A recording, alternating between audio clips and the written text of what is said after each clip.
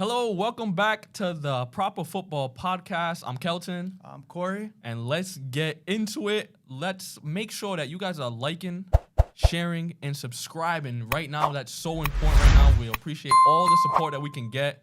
So if you're watching this right now, like this button and press that subscribe button. Yeah, speaking of the game of the week, for next week, week 2 will be starting. A lot of great games, but one that is really catching my attention.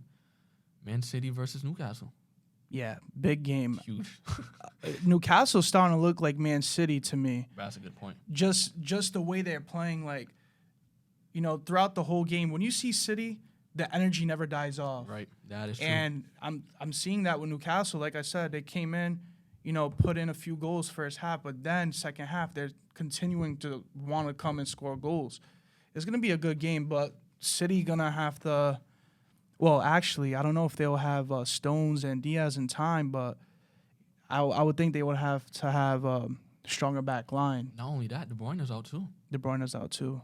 Unfortunately, another injury. Part of the game, I guess, but he's been struggling with injuries since last year.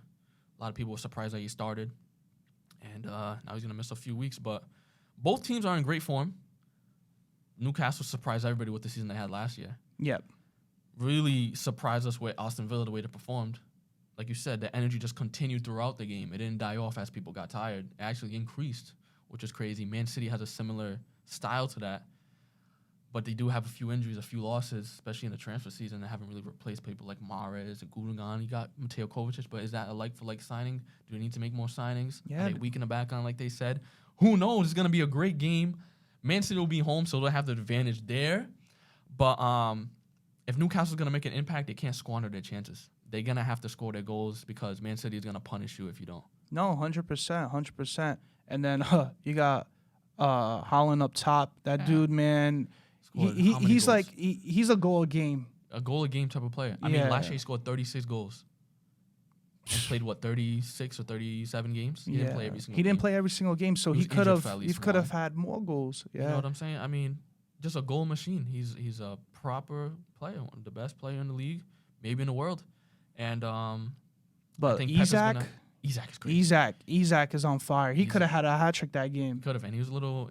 I saw the press conference that he had with the NBC people, and he was a little disappointed he didn't get the hat trick. Yeah, but he was. Any striker would be disappointed. And that's what you want from your players. Yeah. Even Haaland has that type of mentality, like you saw in the last game. You seen how in first half, towards the end of the game, towards the end of the half, he got disappointed how Bernardo Silva didn't give him a ball. Did you see what Pep said about that? Yeah. He was like, yo, Pep was like, Bernardo Silva, we just wanted to hold the game. It was 2-0. We need to go into the half without conceding or anything. He made the right decision. But I understand why Haaland, he has that tenacity. You want to score, and you want that from your striker, yeah. And that's scary if you're the defense. So Sven Botman and Fabian Schär, watch out, man. You have a load of complications coming up. Yeah. So what do you think happens? You think Grealish comes in and he plays out on the left role, and then you kind of like drop Foden into De Bruyne's role?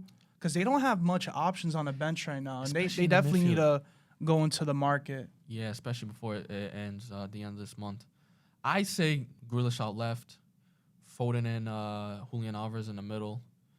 You put Bernardo Silva out wide, and then depending on how you want to do it, you put Rodri and maybe Kovacic, but you'd want to leave someone on the bench in case someone gets injured. You need some pizzazz. Maybe they go with Rico Lewis again like they did against Burnley. Wouldn't be a bad shout. I mean, he's a great player. I like how he comes forward and comes back, and coming in last season and doing what he did when they got rid of João Cancelo. Yep.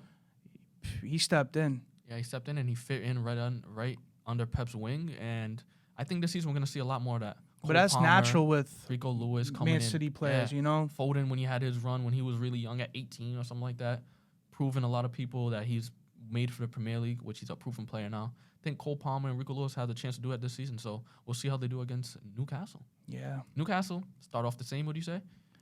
I think they will have the same amount of energy, but now it's like, who are you going to start up top?